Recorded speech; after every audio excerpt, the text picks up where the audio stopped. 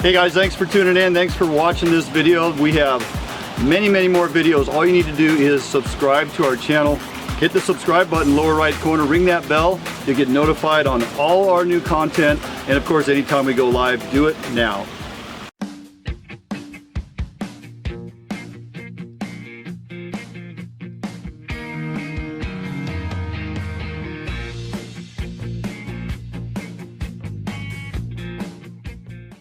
Hey, welcome back, Fish Hunt Northwest. Duane Inglin here in the bait lab for this week's how-to. Remember, all how-tos here in the bait lab and or out on the water in the woods, brought to you by Max Lure. So tonight we're going to talk real quickly about some weight options that you can utilize, whether you are bobber-dogging, drift fishing, side drift. Well, not side drifting this year unless you're on a river that's allowing you to fish from your floating device, and or so side drifting, anywhere where we are purposefully dragging weight as we present our offering.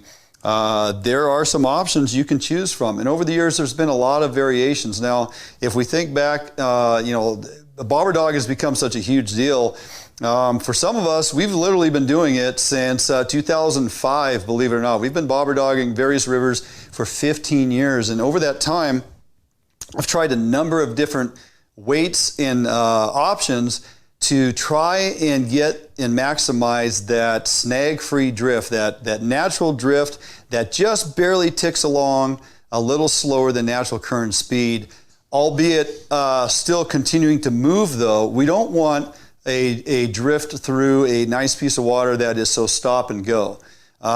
If you have not matched the appropriate weight to the size of your float and you're trying to float drift or bobber dog, you're going to find a whole lot of stop and go. And every time that weight hangs up, the float goes down.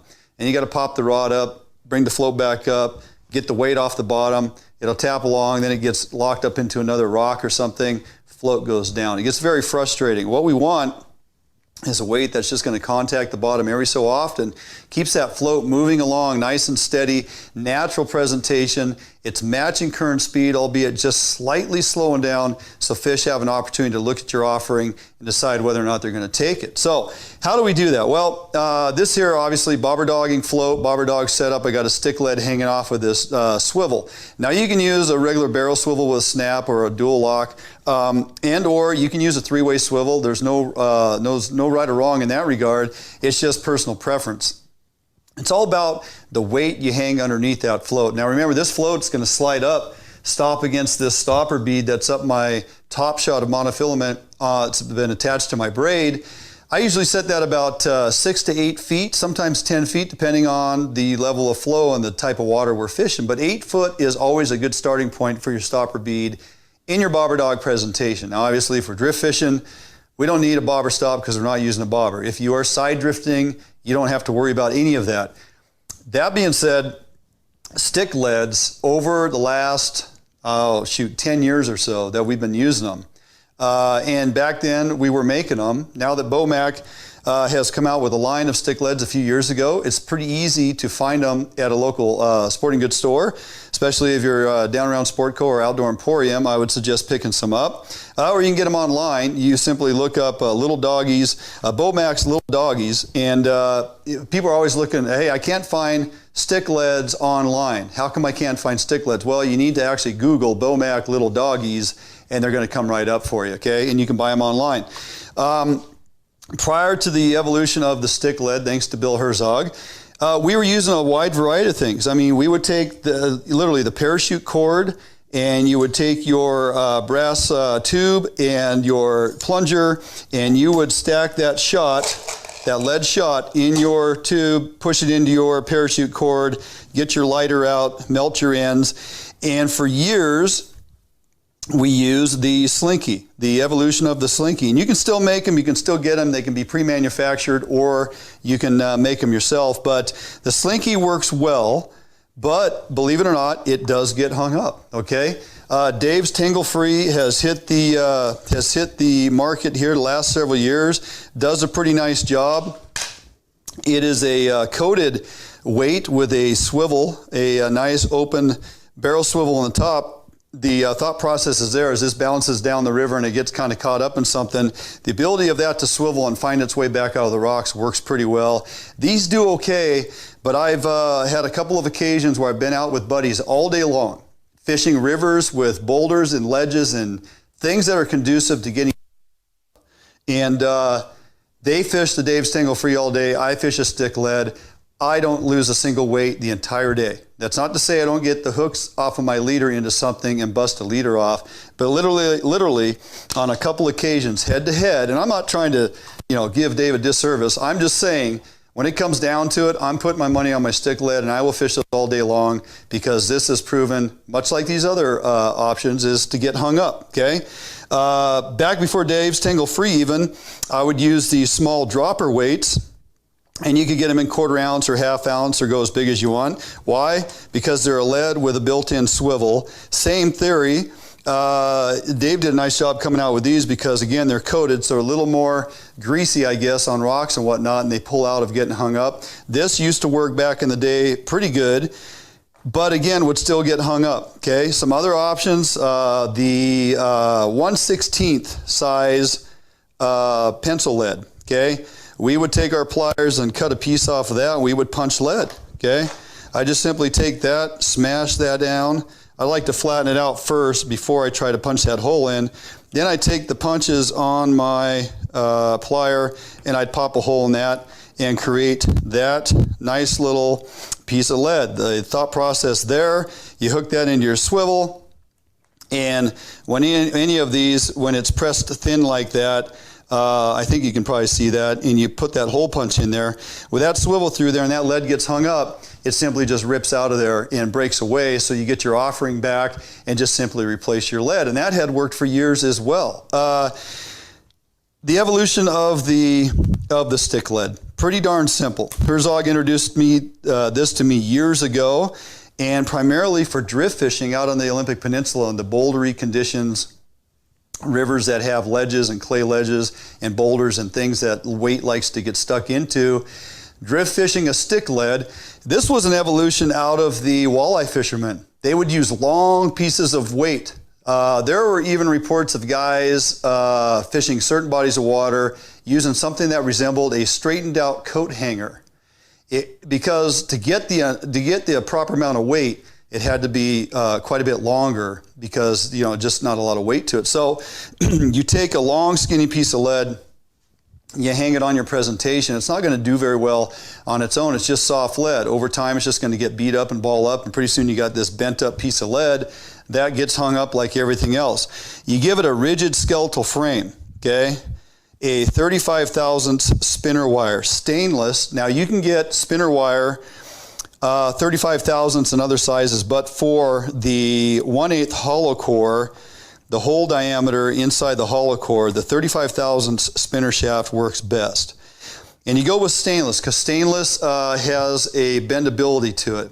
You can get the same diameter of spinner shaft in galvanized, believe it or not, but what I find with the galvanized is it likes to bend and stay in the position it gets bent into.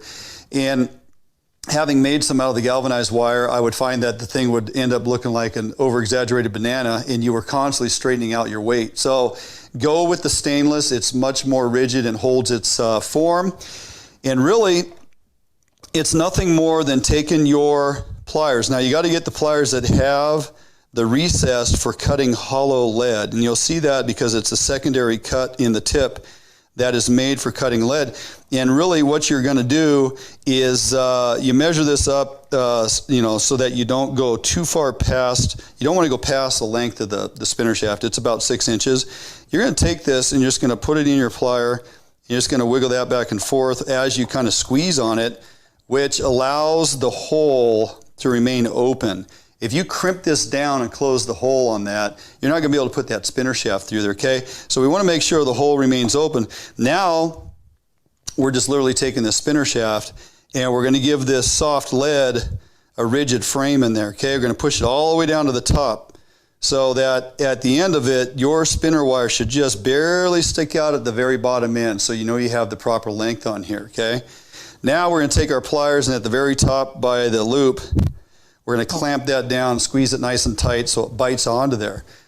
Now you can fish it like this, but I guarantee in the every so often when it does get hung up, if you pull it out, you're literally just going to pull that wire right out of that lead. You're going to leave that lead in the river. What you do is you take it down at the very end here, okay?